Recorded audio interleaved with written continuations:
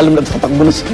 Meron na, nandun na. Yung alam Titira siya talaga doon ng 1 year. Hindi ko alam kung saan bahay siya bumili doon o dati na may bahay sila roon. Dahil pinanganak nga siya sa Maynila. Sa Maynila, Alam mo naman unang pelikula niya, Asyong Salonga. Naku. Kaya akala ano. Pero ang ganda nun, no? Kung sa Maynila mananalo si Era tapos si Gia sa San Juan, lagi sila may magkikita sa mga meeting. Mayor's meeting. Pero ang ancestral kaya ikaw mas malayo ka mag-isip. Oo, ikaw mas malayo mag-isip. May iba pa, ha? May ibang nasasaktan. Na mayor? Okay. Na partido. Bakit? Syempre, magkikita nga sila, pero yung iba naman. You mean the love of his life? Tanggap pa yun? Paano ka ba? Pero, kaya hindi masasaktan. Alright, kahapon ibinalita na. Dami nila kasi. Ora? Kahapon ibinalita namin sa inyo at tungkol sa resulta ng isinagawang random testing ng DOH sa mga nagtitinda ng pampalamig kung saan ang ilang ginamit na yelo ay nagpositibo po sa E. coli bacteria. Kaya naman naglibot ang ilang taga-Manila Health Department para suriin kung ligtas ang mga yelo sa mga bagsakan. Sa isang imbakan, hindi maayos ang sanitasyon, lalo na yung mga nilalapagan ng mga bloke ng yelo. Maging ang mga trabahador, hindi din ligtas sa inspectors. Hindi kasi sila gumagamit ng hand gloves at wala rin silang damit pang itaas. Pagpunta naman ng Manila Health Department sa kalapit na tindahan ng yelo, napansin po ang comfort room na nasa tabi lamang ng imbakan ng yelo. Nangako naman ang may-ari na aayusin ang pasilidad nila. Kapwa walang sanitary permit ang dalawang bagsakan ng yelo, kailangan din daw nilang ikuha ng health certificate ang mga trabahador. Payo ng Health Department ng Maynila, mas mainam na sa bahay nyo na kayo maghanda ng inyong sariling palamig para matiyak ang kaligtasan ng yelong gagamitin. Kaya lang gumawa ng yelo.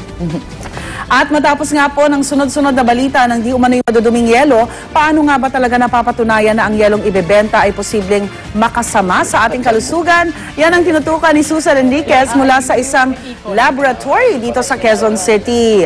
Susan! Yes, good morning, Rhea. Nako, ito, syempre para makabuo ka ng yelo, kailangan may tubig. So, kung ang tubig na gagamitin mo sa paggawa ng yelo ay kontaminado na ng E. coli, talagang pagbili mo ng yelo, pag inuman ng yelo, ando doon pa rin yung bakterya. Kaya ngayon pong araw nito, pinuntahan natin ng isang laboratory, ito pong Aqualab Laboratory at ito po, sila po accredited ng Department of Health at nagsasagawa po sila ng pagtetest sa mga tubig at yelo para malaman kung ito ay safe for human consumption. Ano? Mamaya aalamin din ho natin kung ano ang nagiging epekto kapag kontaminado ng E. coli bacteria ang mga yelo at tubig na ating iniinom. Ay makikita ho natin sa kanilang ginagawang pag-test dito. Naku, alam niyo, pinaka-galing ho niya kapag kahit ho kayo uhaw na at hindi kayo sigurado doon sa iinumin yung tubig, pigilin nyo na lang muna. Mas maganda rin, nagbabaong kayo ng tubig mula sa inyong mga bahay. At least alam nyo na sigurado kayo doon sa tubig ninyo. Kung yun yung malinis, yun na lang ang babaunin nyo. Pero yung mga bumibili kayo sa tabi-tabi, ay nako, yan ho yung mga hindi tayo nakakasiguro kung ito ligtas, ligtas na inumin. At ito ba makakatulong para sa ating kalusugan. Nauuhaw ka nga, napawi yung uhaw mo, pero nagkaroon ka naman ng E. coli bacteria. So, iba naman yung gagamutin sa'yo. So, ngayong umaga po, titingnan natin kung paano ginagawa ditong pagsusuri ng Aqualab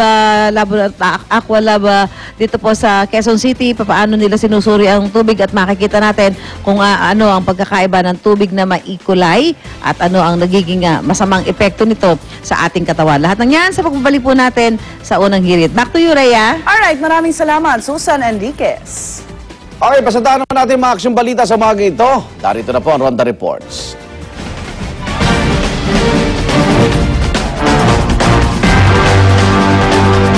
Nasabat ng National Meat Inspection Service ang kilo-kilong karning botya malapit po sa Paco Market sa Maynila. Yan ang Ronda Report ni Salima Refran. Salima. Igan tinatayang nasa 200 kilo ng karne botsa na samsam ng Task Force Bantay Karne ng National Meat Inspection Service sa likod ng Paco Market sa Maynila kanina madaling araw. Habang nag-inspeksyon daw ang task force sa palengke, isang concerned citizen na nag-tip sa kanila na may iniwang kahina-hinalang 3 sako at isang plastic sa ilalim ng isang basketball ring sa Leroy Street. Nang buksan, tumampad na ang masangsang at nangingitim na double-dead na karne. Hati-hati na rin ang mga ito na nakamenudo at sinigang katpa. Hinala ng NMIS, mabilisan sana ipamamahagi ang botsa pero nagdalawang isip ang may dala nang malamang nandoon sila sa lugar. pero walang nahuli ang mga otoridad. Gate pa ng NMMIS, doble ingat dapat ngayon ng publiko, lalo pat mainit ang panahon. Mataas kasi ang mortality rate ng mga hayop, lalo na mga baboy ngayong tag-init. Ang mga nagtitinda naman sa Paco Market, dismayado sa paglabas na naman ng botsa. Hindi raw ito nakabubuti, lalo na sa kanilang mga legal na nagtitinda ng karne. Igan? Maraming salamat sa Lima Refran. Sugatan naman ng misis na angkas ng rider ng isang motorsiklo matapos itong makasalpukan ng isang taxi sa Quezon City. Gate ang driver ng taxi, mabilis daw kasi ang takbo ng rider ng motorsiklo na umamin namang nakainom ng alak. Yan ang ronda report ni Oscar Oida. Oscar? Yes, Igan, natang di mapakali ang rider na si Ernie Campanera habang tinutugunan ng mga rescuer ang sugatan niyang misis sa may Congressional Avenue Extension, Barangay Culiat, Quezon City. Kapwa sila sugatan, makabangga nila ang isang motorsiklo, ang isang taxi sa naturang lugar. Ayon Campanera, padiretso daw sila nang bigla magpumilit na pumasok sa isang U-turn slot ang naturang taxi. Gate naman ng taxi driver, matulin daw ang takbo ng motorsiklo at bukod dyan ay nakainom pa raw itong si Campaner. Sa katunayan daw, sinugod pa raw siya nito at sinaktan. Bagay na hindi naman daw itinanggi ni Campaner. Nagawa daw niya ito sa sobrang sama ng loob. Ayon pa sa kanya, ang dahilan kung bakit hindi sila maaaring maging mabilis ay dahil nga aminado siyang nakainom siya ng konti dahil galing sa isang handaan. Sa mga sandali ito, Igan, ay patuloy ng pag-iimbestiga sa nangyaring aksidente. Maraming salamat, Oscar Oida. Mga kapuso, naranasan nyo na ba na nasa labas kayo ng bahay at kailangan nyo na gumamit ng CR pero wala namang mga pampublikong palikuran na pwedeng gamitin? Hindi ba nakakainis yung mga kapuso? Ang sakit pa sa Kaya naman ang Department of Tourism ay naisip na raw na solusyon sa problemang ito. At ayan ang paggamit ng fast food chains sa kanilang banyo. Ayon sa DOT, nakikipagpulong na raw sila sa private sector, partikular na nga po sa mga sikat na fast food chains para ipagamit ng mga ito ang kanilang toilet sa publiko. Sa ganitong paraan daw kasi may iwasan na ang pag-ihi kung saan-saan. Oh boy, parang hindi ako approve. At wala pa ako pag-aaring fast food chain yan. Kailangan na naman respeto kasi sa gamit ng iba eh. Pag gumamit kayo, tapos malinis. Dapat pag iniwan nyo, malinis. Linisin nyo rin. Ginawa ko na istorya yan, wala. Maglalagay ka ng public toilet, wala. Tutungkabin lahat, may benta. Tatapakan yung toilet, bababuyin. Ay, nako. Kaya wag na kayo magduda kung di papayag. Kasi syempre, that's their facility. They maintain that. At good news naman sa mga mahilig sa beach dyan at favorite destination ng Boracay. Aba, alam nyo ba na may isang beach sa Santa Ana, Cagayan na tinagurian ngayong Boracay of the North. Yan po ang Anguib Beach na matatagpuan sa dulo ng Sierra Madre Mountain Range at harapan ng Pacific Ocean.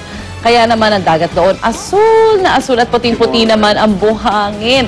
Ang maganda pa rito, tahimik at wala masyadong tao doon dahil kakaunti pa lang daw ang nakakadiskubre sa ganda ng Anguib Beach. At sa halagang 500 piso, makapag-swimming ka na, makakain ka pa na masasarap na putahin nila. Ay, nice. Marami pa tayong magagandang mga beach. Paligid tayo ng dagat. Oo. 7,100 islands. Talaga marami pa yan. Okay, balita naman mula sa ibang bansa. Nakita sa isang newscast sa Chile ang lakas ng pagyanig ng lindol doon kahapon habang nagre-report po ang isang news anchor. Naganap po, ang lindol na naitala sa 6.7 magnitude. Aabot sa 1 minuto ang pagyanig base sa video. Ay sa ulat, bahagyang pinsala lamang ay dinulot ng lindol sa mga bahay at gusali roon pero libo-libong bahay ang nawala ng kuryente. Bagamat walang tsunami alert, inilikas na ang mga residente na malapit sa baybayin bilang pag-iingat. 2 taong naiulat na nasawi, ngunit hindi naman ito direktang dahil sa lindol. Buti hindi tumakbo yung news anchor. Galing kalmado lang. Compose, no? Parang kayo lang ni Igan yan. Ganyan na, imagine ko na kayo. Tago agad. Kalmado lang. Kalmado. Alright, samantala, minsan nyo na bang ginawa na nagpaalam sa inyong mga magulang na papasok kayo sa school, pero yun pala, sa ibang lugar kayo pupunta? Abay, sa Brazil, hindi raw uubra ang alibay na yan dahil tiyak mahuhuli ka ng inyong mga magulang. Paano ba naman? May microchip na nakapaloob sa mga uniforme ng mga estudyante. Ito yung tinatawag nilang intelligent uniforms na agad nakapagsasabi kung nakapasok na sa school ang estudyante may suot nito. Isang text message ang matatanggap ng magulang kapag pumasok na sa gate ng kanilang eskwelahan ang bata. Pero kung 20 minuto nang late ang estudyante, agad din magsusumbong ang chip at sasabihing wala pa sa school ang bata. Sa kabila ng magkakaibang reaksyon, effective daw ang chip na ito dahil bumaba ang insidente ng mga estudyanteng nawawala sa klase. Hindi rin daw kailangan ng special care ng chip na okay lang labhan at plansyahin. Hindi ko maiisip na a country like Brazil, kasi hindi naman sila super yaman na country, no, would be the one na magkakaroon ng ganitong klaseng sistema. And I'm sure, Marami siguro nawawalang bata na eh. yun nga eh. Pero I'm sure lahat na naiisip niyong palusot, tinatry na rin ng mga bagets na yan. At medyo effective naman daw yung t-shirt. Dito kaya sa Pilipinas,